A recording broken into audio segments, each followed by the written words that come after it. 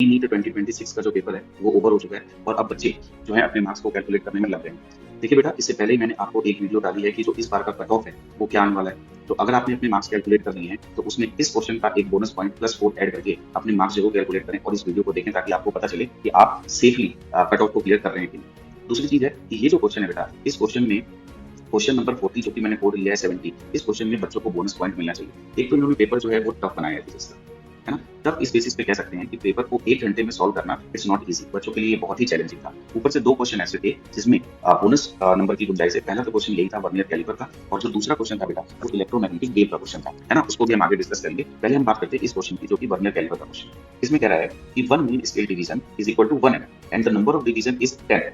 When both the jaws touch each other, the vernier scale shift to the left of the zero of the main scale। तो अब यहाँ पे ये point important है कि vernier scale का जो जीरो है वो लेफ्ट साइड में शिफ्ट कर रहा है। तो जब भी हमारे पास, मान लीजिए अब हमारे पास ये मेन स्केल है बेटा और मेन स्केल का ये जीरो है, ये वर्नियर स्केल है और वर्नियर स्केल का जीरो यहाँ आ गया। तो जब भी मेन स्केल का जीरो वर्नियर स्केल से पीछे चला जाए या वर्नियर स्केल का जीरो लेफ्ट में आ जाए तो ये जो एरर आती है बेटा, ये नेगेटिव एरर है। ये कैसी एरर है? Negative error.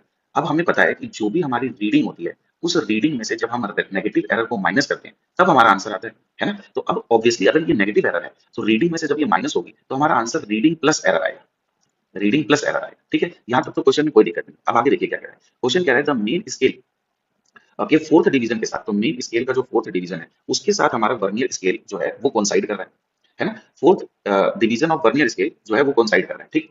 अब ये कह रहा है कि if the vernier calliper measures the length 1 centimetre, तो इसका मतलब रीडिंग आपकी 1 सेंटीमीटर आ चुकी है। अगर मैं इसमें किसी तरीके से एरर ऐड कर दूं तो मेरा आंसर आ जाएगा।